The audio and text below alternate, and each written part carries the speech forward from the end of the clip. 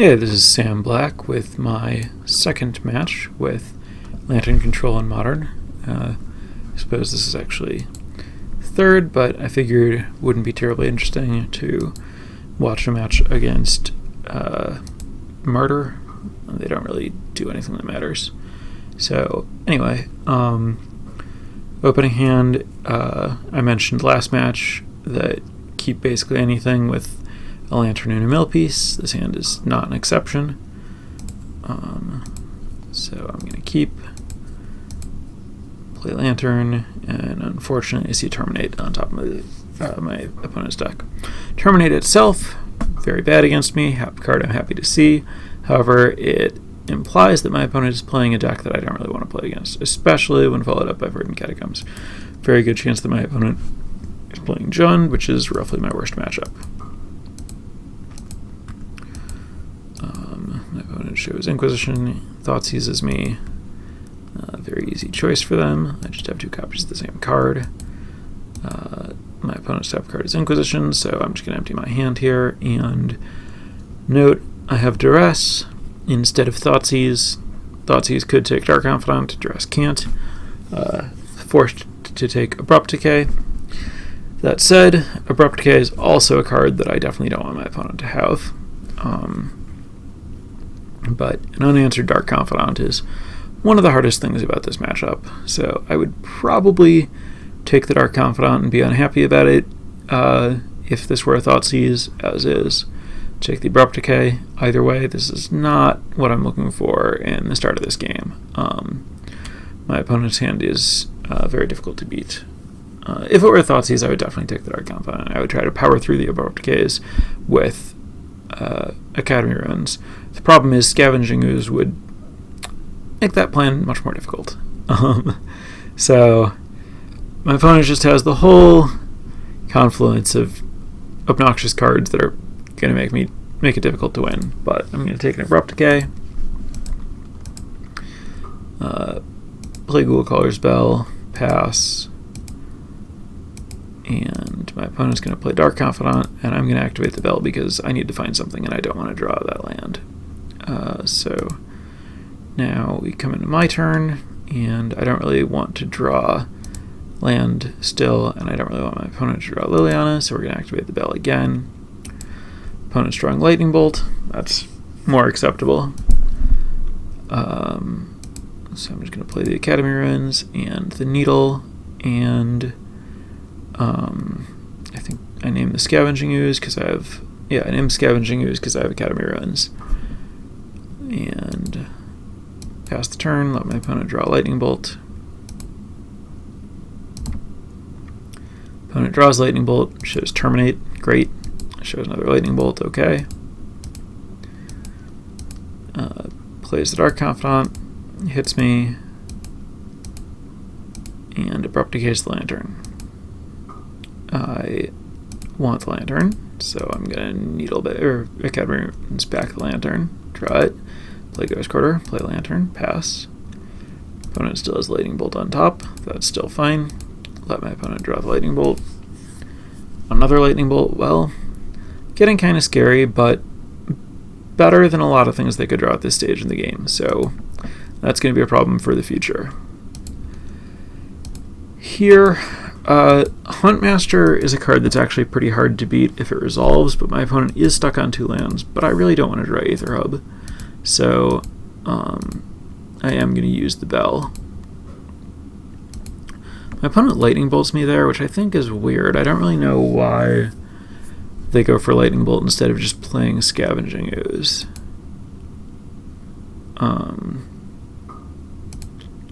Anyway, mill the hub, draw a Shredder, play the Shredder, and my opponent is missing land drops here, so I'm just going to get the Bloodstained Mire.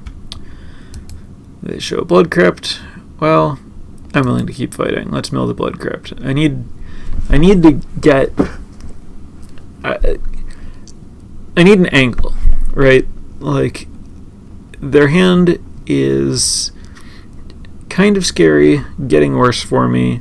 I need to constrain them on something, so let's just fight them on mana, try to lock them on 2, Potentially let them draw big spells, maybe even clock them with their own Dark Confidant. Inquisition, definitely not a card I care about at all. Let them draw that. Collective Brutality, awesome, not a land.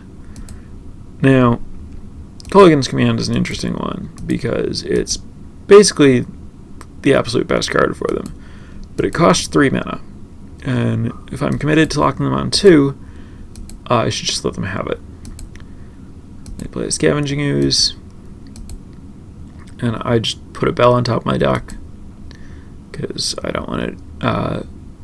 I've decided that I'm just going to let them have the Kolaghan's Command, and I don't want to draw an Inquisition, so we're just going to take this turn to set up another Bell so that I can get enough stuff to fight over the third land after letting them go to 9 to take the Kolaghan's Command, trying to get something into actual clock going. Another Inquisition is perfect, let them draw that. Tarmogoyf, when I haven't found a bridge, is pretty scary. But really, the scary part is just that I don't have a bridge, and my opponent has 4 power in play, and I'm at 7, and I know they still have Lightning Bolts and Collective Brutality.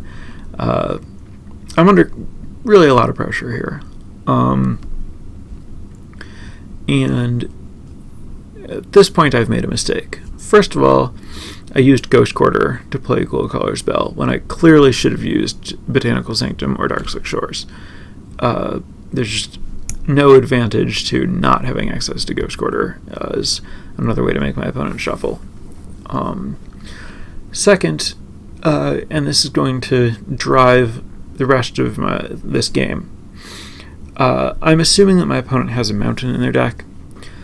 My thinking on that is that they want to be able to fetch a mountain to bolt a creature against an aggressive deck at the beginning to not lose life, so they'd probably include a mountain.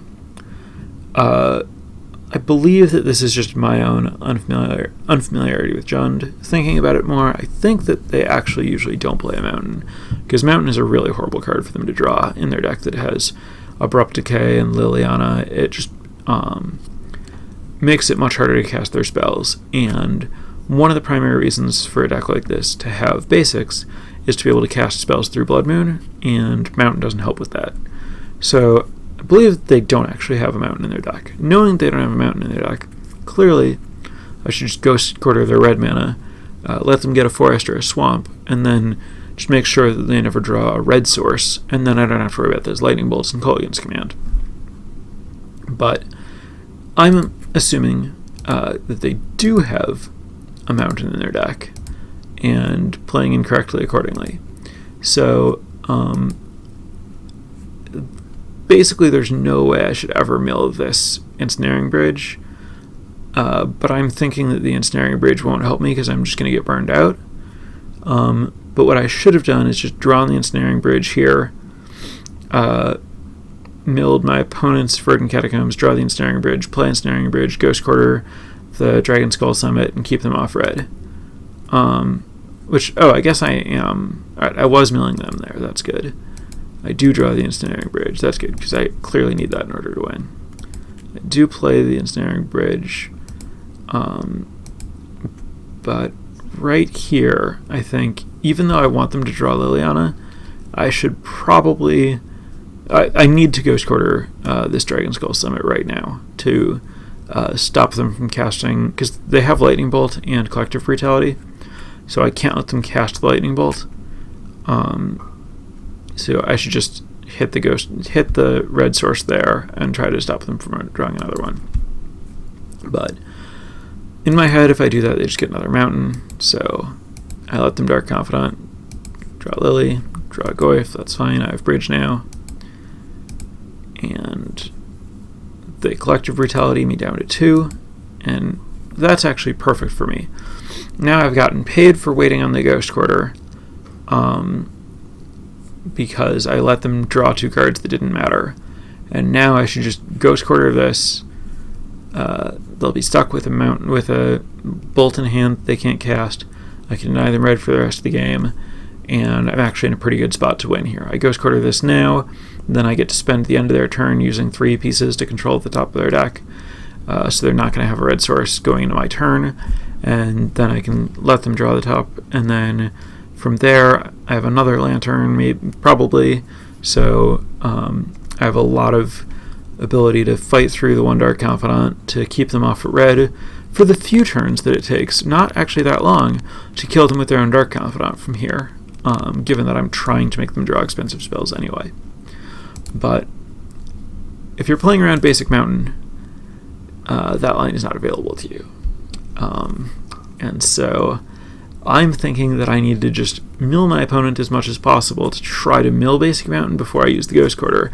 And of course, because there's not a Basic Mountain in my opponent's deck, I'll never succeed at that. So I'm just backing myself into a corner where I keep pushing further than I can really afford to.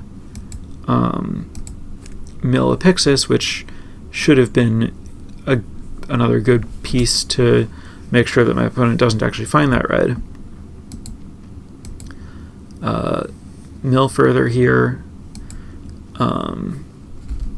Keep going. This Ghost Quarter, or this Crucible of Worlds actually would have been great. Crucible Ghost Quarter, letting me just plow through my opponent's basics, lock them out of the game that way. This was really badly played by me. At this point, I realize, okay, well, this is hopeless. Let's just Ghost Quarter you and see if you have the mountain. And they don't. But whoops, I accidentally clicked end of the turn. They don't. I plan on the Ensnaring Bridge, get rid of the mountain. But now, I had to use the Lantern to shuffle away. Because I did so much milling trying to mill the land before I did this, I had to sacrifice my Lantern to stop my opponent from drawing, I think, a Raging Ravine. Or something like that, something that I couldn't beat long term. And that was really bad. And so now my opponent gets to spend a turn here, gets to gets to have a turn where I don't have Lantern, and I can't even have Lantern next turn because the Ghost Quarter put me down to 4 mana, so I can't Ghost Quarter my Lantern and play it, which was just due to a really gross mismanagement of resources on my part. So this is a game that I think that I should have won, but managed to throw away very badly. I knew the Mox Opal was on top of my deck from the moment right before I sacrificed the Lantern to shuffle away my opponent's red source. So I milled that so that I could draw something else. I don't play the Codex Shredder here because I need to use the Academy Ruins. So the plan is to use Academy Ruins on Lantern and then reestablish Lantern Shredder on the following turn. But I need to fade 3 draws at a mountain for that to do anything. Or at a red source, obviously. Opponent finds Raging Ravine and Lightning Bolt. Plays Liliana, makes me discard the Codex Shredder. Plays Raging Ravine, and now the Lantern doesn't help me anymore because they have red source Bolt and I'm at 2, so I need to find something else, like a Surgical for the Bolt, which I failed to find, and die. So that one was really on me. Just didn't know my opponent's deck well enough. People ask about if it's hard to pick up Lantern, and what I say, or what I think is true, is the deck isn't that hard to play. What's hard about it is you need to be really familiar with Modern. You need to know the contents of your opponent's deck, to know what things you need to be playing around, what you can afford to let them draw, what you can't. And a really basic thing that I should have known is Jund doesn't usually have a mountain, so Ghost Quarter in that spot should work. But I didn't, and I got punished for it. So, second game.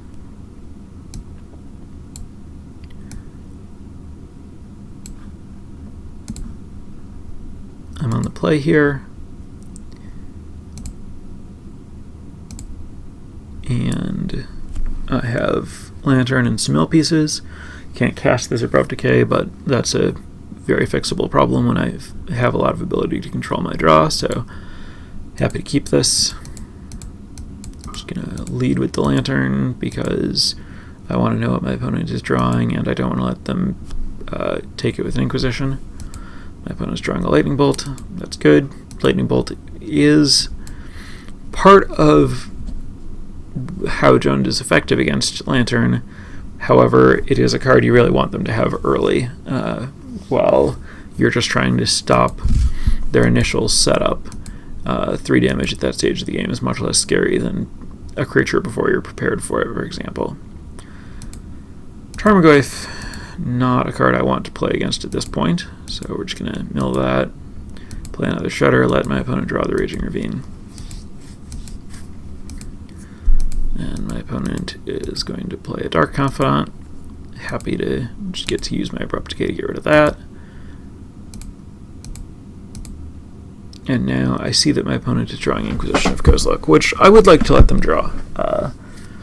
So I'm just going to play the Needle and then let them draw the Inquisition. So I did see that my opponent drew Raging Ravine, but I have a Ghost Quarter, so I figure Raging Ravine is not that big of a threat. And I don't know if they have Liliana or not, but they might. And even if they don't, naming Liliana lets me let them draw future ones. So I decided to name Liliana, not actually sure if that's better than naming Raging Ravine. They draw Inquisition, show Culligan's Command. Culligan's Command, obviously, wildly unacceptable card for them to draw. Speaking of wildly unacceptable cards for them to draw, turns out they already had an Ancient Grudge, so that's pretty bad. I am going to have to stop them from drawing Culligan's Command as a first order of business, and then try to figure out what to do about the fact that I no longer have a game plan. So I'm going to mill the Culligan's Command, Dragon Skull Summit's a fine card for them to draw. And now the easiest way for me to get a Lantern into play from this spot is to sacrifice a Codex Shredder to get it back from my graveyard. That costs 5 mana. I already have 4, something I can realistically work toward. I'm not going to need more bells without a Lantern, so let's just get rid of that. And here's the 5th mana, so I guess I can just draw that and move on to this plan to try to shred back my Lantern. So on the other hand, my opponent is going to have an Ancient Grudge in the graveyard, so getting back Lantern right away doesn't really help me. They just grudge it again. I kind of also need all the things that I need, so drawing a land when I don't have to isn't that great. I think that I sacrificed the Lantern on myself. Yeah, I do sack the Lantern on myself, but then I end up drawing a land anyway. So, back to the Shredder plan. Opponent fires off an Inquisition that misses. Plays Scavenging Ooze. Now, my opponent doesn't have another green source, so this is my one window to get back the Lantern of Insight if I want. So, I'm going to do that. And my opponent bolts me. Exiles a creature to the Scavenging Ooze to make it bigger.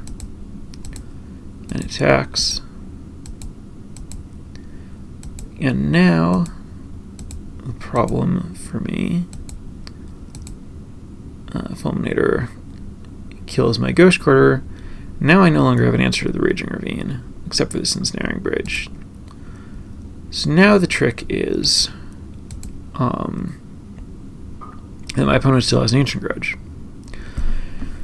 They've demonstrated an interest in Ancient Grudging my Lantern, so my thinking is, well, maybe I can just play this Lantern, bait the Grudge there, and then stick in a Ensnaring Bridge. My opponent only has 1 card left, they might not have an answer to it, and then that'll let me win the game. So play the Lantern. My top card, very bad. My opponent's top card, second green, which will allow them to animate Raging Ravine. But I figure that other cards are scarier, but it's possible that I'm actually supposed to just shred the Overgrown Tomb, because letting my opponent draw it and activate... If I let my opponent draw Overgrown Tomb, they have the option to attack me with a Raging Ravine, at which point they're attacking me for 7, which is half my life, and that's really bad for me. If attacking me for 7, threatening to attack for 7 again the next turn, is better than Ancient Grudging my Lantern. They're not going to take a turn off to Ancient Grudge my Lantern if they have the ability to just bash me for 7. Which means that I don't get to draw the Ancient Grudge, which means I don't get to stick my Ensnaring Bridge. So what I should probably have done is milled the Overgrown Tomb to incentivize my opponent to use the Ancient Grudge so that I could stick the Ensnaring Bridge. But one of the problems with that is that I only have a single mill piece, and then I'm not using it on this Inquisition that I want to draw. So, plus they could just draw something else horrible for me. So they bolt me using their last card, so now I have all the information. And I also only have 11 life. And now, hitting me for 7 puts me at 4. And putting me at 4 is really, really bad, because now, with 2 green, they put me to 4, I play the Ensnaring Bridge, they Ancient Grudge the Ensnaring Bridge, eat the Fulminator Mage, and attack me for 4, and I'm just dead. So, at that point, I should realize this Overgrown Tomb just straight up beats me, and I should mill it. But I'm not that smart, so I let my opponent draw it. And now, worse yet, there's this Lavamancer, which, even if I can somehow get out of this spot, that's just a different card that I have to deal with that can kill me in 2 turns from 4. So now I really have to hope that my opponent just decides to grudge my Lantern rather than hitting me for 4 damage in a spot where it would really make no sense whatsoever to do that. And my opponent thinks about it for quite a while, but does eventually take the line of just trying to kill me, which is definitely correct. And now I am really in desperation mode. Obviously I have to mill this Inquisition. That was kind of the plan all along, even if it wasn't the right plan. And I find another Ensnaring Bridge. But I only have 5 mana, so I can't cast both of them. If I had just cast my Ensnaring Bridge, then my opponent would have had to Ancient Grudge the Ensnaring Bridge, and then would not have the green to attack me with the Raging Ravine, would have just attacked me for 4 after exiling another creature with the Scavenging Ooze. I'd be at 7, I'd draw another Ensnaring Bridge and play it. My opponent wouldn't have another removal spell. Now I'd have Lantern, Shredder, Bridge, and 7 life against a Lavamancer that I would actually still be in position to mill. And from there I might be able to win. But I was not playing to my outs properly. I was imagining a world where I had more time than I did, and not taking actions to actually guarantee that I would have that time. And so from here, I'm just, it's totally hopeless. Obviously, my opponent is just gonna grudge the bridge and grow the Scavenging Ooze and kill me. Not a difficult play to see, and so that's what happens. So this is legitimately a hard, fairly bad matchup, even if you're playing well, but it's not a matchup where you have any room to make the kinds of mistakes that I was making here. It is winnable if you can play really, play tight, make all the right plays, see all this stuff ahead of time rather than in hindsight,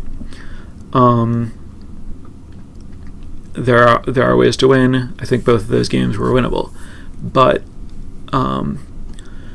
this deck can really punish you for very small mistakes.